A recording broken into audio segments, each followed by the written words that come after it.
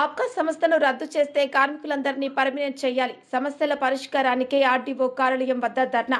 2025 April 1వ తేదీ నాడు పొరుగు సేవల కార్మికుల కోసం గత వైసీపీ ప్రభుత్వం ఏర్పాటు చేసిన ఆప్కా సంస్థను రద్దు చేయాలని ఫిబ్రవరి 6వ తేదీ నాడు జరిగిన మంత్రివర్గ సమావేశంలో తీసుకున్న నిర్ణయాన్ని ఉపసంహరించుకోవాలని, ఆప్కా సంస్థను రద్దు చేస్తే ఉద్యోగాలను పర్మినెంట్ చేయాలని, తదితర సమస్యల పరిష్కారానికే Badvel municipal workers and union employees పట్టణ కమిటీ ఆధ్వర్యంలో పాత మున్సిపల్ కార్యాలయం నుండి ప్రదర్శనగా వెళ్లి రెవెన్యూ డివిజనల్ అధికారి వారి కార్యాలయం వద్ద ధర్నా నిర్వహించి అనంతరం ఏఓకి వినతి పత్రం సమర్పించడం జరిగింది.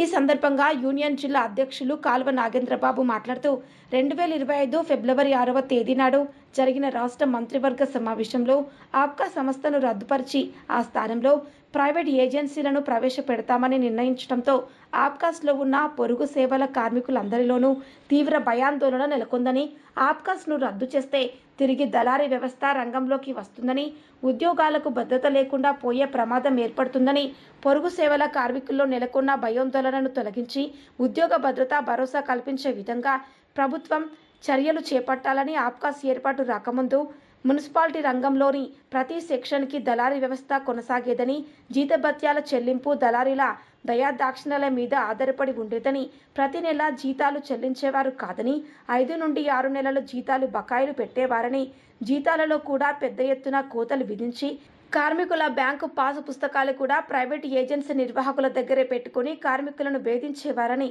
ఆప్కాస్ వ్యవస్థ ఏర్పాటు వల్ల వీటన్నిటికీ చెల్లుచీటి జరిగిందని, గత వైసీపీ ప్రభుత్వం దళారీ వ్యవస్థను రద్దు చేసి దళారీ వ్యవస్థ స్థానంలో ప్రభుత్వమే మధ్యవర్తి పాత్ర పోషించే ఆప్కాస్ వ్యవస్థను తెచ్చిపెట్టింది.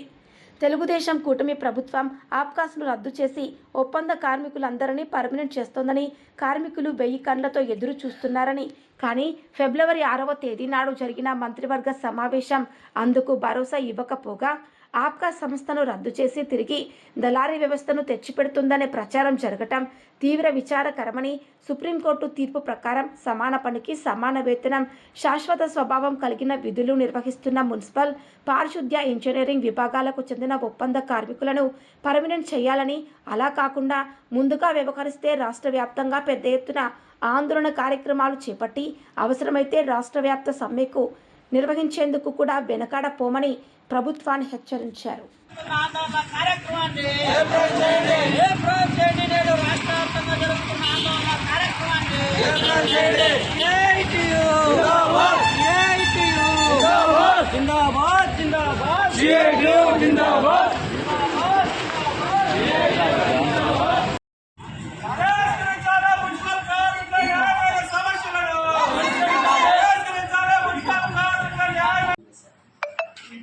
ఆప్కాస్లో జీతాలు అయితే రెగ్యులర్గా వస్తాను.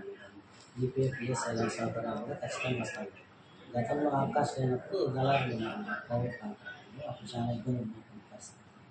ఇప్పుడు బాగా జరుగుతున్నటువంటి వ్యవస్థను తీసేయాలంటే కార్మికులు మళ్ళీ ఇబ్బంది పడుతుంది.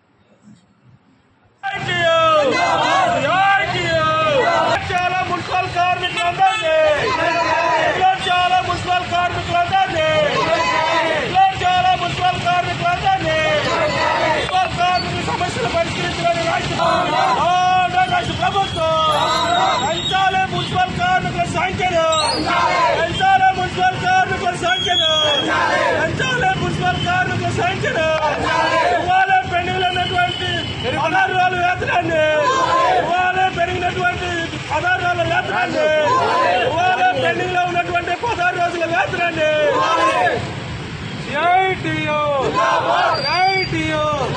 కార్మికుల ఐక్యత, కార్మికుల ఐక్యత పరిష్కరించాలి. మున్సిపల్ కార్మికుల సమస్యలను వెంటనే పరిష్కరించాలి. మున్సిపల్ కార్మికుల సమస్యలు వెంటనే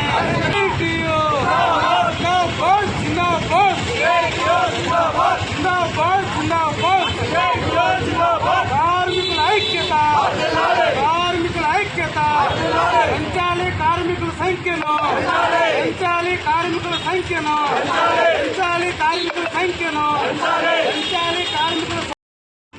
Andhra Pradesh municipal workers and employees federation CI2 అనుబంధ సంఘం రాష్ట్ర కమిటీ పిలుపు మేరకు ఈరోజు అన్ని జిల్లాల్లో కూడా, అన్ని మున్సిపల్ కేంద్రాల్లో కూడా ప్రభుత్వం తీసుకున్నటువంటి అనాలోచిత నిర్ణయమైనటువంటి ఆప్కాస్ సంస్థను రద్దు చేసి ప్రైవేట్ ఏజెన్సీలకి ఆప్కాస్ కార్మికులు కట్టబెట్టేదాన్ని ఈ రోజు వ్యతిరేకిస్తూ ఈ యొక్క ఆందోళన కార్యక్రమాన్ని చేపట్టడం జరిగింది. అందులో భాగంగానే ఈ రోజు Badvel municipal workers and employees union CIT పట్టణ కమిటీ ఆధ్వర్యంలో రెవెన్యూ డివిజనల్ అధికారి కార్యాలయం వద్ద కూడా ఈ రోజు యొక్క ధర్నా కార్యక్రమాన్ని మేము నిర్వహిస్తున్నాం.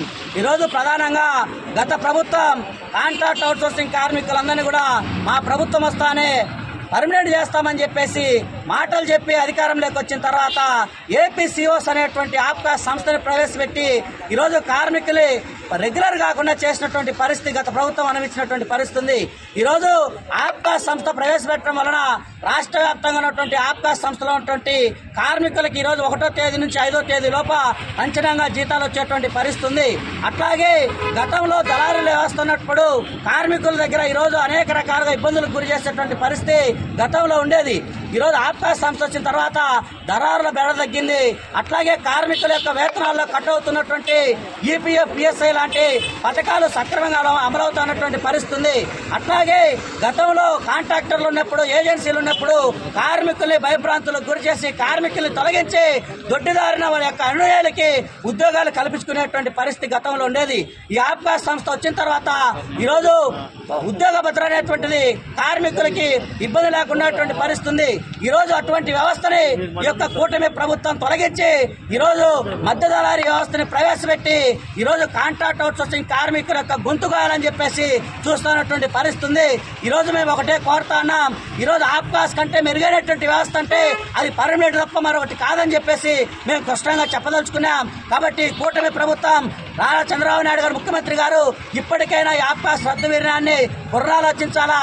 మంచి వ్యవస్థను తీసుకురావాలంటే ఆప్కాస్ కార్మికులందరూ కూడా తక్షణమే రెగ్యులర్ చేయాలని చెప్పేసి కూడా ఈ సందర్భంగా మేము డిమాండ్ చేస్తున్నాం. కాదు మేము మొండిగా వ్యవహరిస్తాం, ఆప్కాస్ సంస్థను రద్దు చేస్తాం, కార్మికుల యొక్క జీవితాలతో చెలగాటమాడతామని చెప్తే మటుకు రానున్నటువంటి కాలంలో ఆప్కాస్ కార్మికులంతా కూడా పెద్ద ఎత్తున ఆందోళన కార్యక్రమాలకి శ్రీకారం చుట్టబోతారు. అట్లాగే మున్సిపల్ రంగంలో ఉన్నటువంటి కార్మికులంతా కూడా మరో సమ్మె పోరాటానికి కూడా సంసిద్ధంగా ఉన్నారని చెప్పేసి కూడా ఈ సందర్భంగా రాష్ట్ర ప్రభుత్వాన్ని హెచ్చరిస్తున్నాం.